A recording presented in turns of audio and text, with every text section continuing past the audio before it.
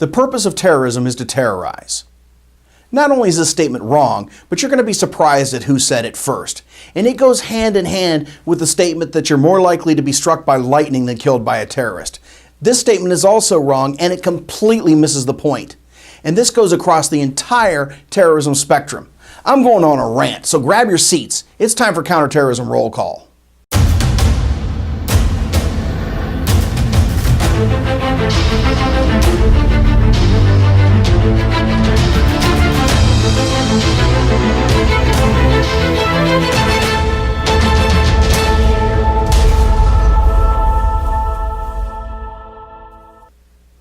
Welcome to Counterterrorism Roll Call. I'm your host, Holt Clark.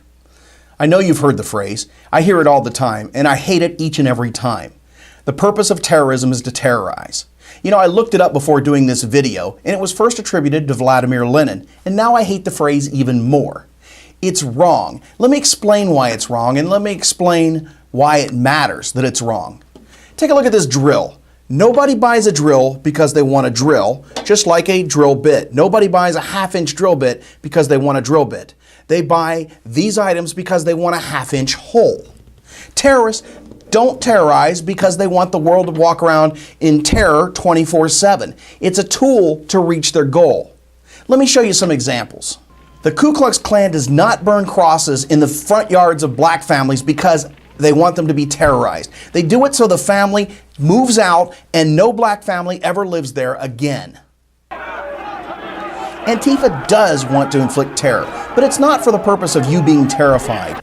The goal is to keep you from expressing a political view that's contrary to theirs. Islamic extremists of the global jihad do not use violence because they want a world full of people living in fear. They want a world full of people who follow Muhammad and worship Allah. For their complete plan, watch my video, ISIS 5-Step Plan to World Domination. Now, let's add to this concept the thought of, well, it doesn't happen to me, aka you're more likely to be killed by, insert the obscure object here. It misses the point entirely. These analogies are not existential threats. Terrorism is. Remember, an existential threat is something that threatens your very existence or way of life.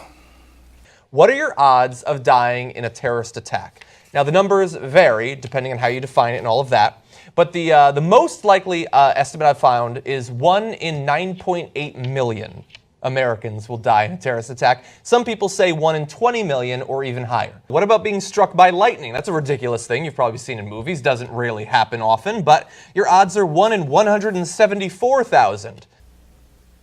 Yes, but lightning does not strike only non-whites. Lightning does not seek to kill all but one race of people. A dog bite could kill you, actually. 1 in 114,000 Americans will die as a result of that. So maybe don't be too worried about dogs, but oh my God. But by the way way, more likely than terrorism.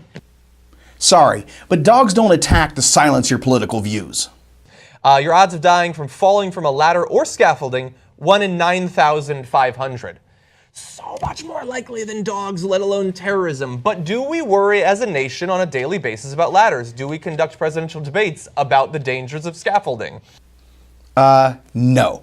The ladders of the world are not in a global conspiracy causing you to fall off so that they can form a worldwide caliphate and destroy Western civilization. Additionally, the lightning analogy is full of logistical holes.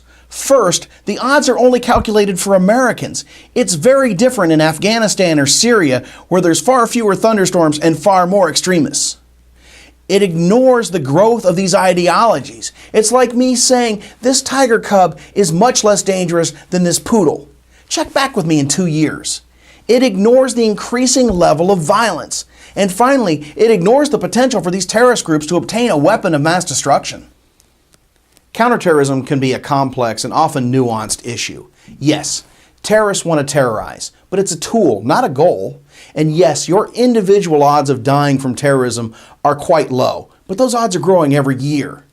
And the simple point is, it's an existential threat. That is a threat to civilizations, races, and individual rights.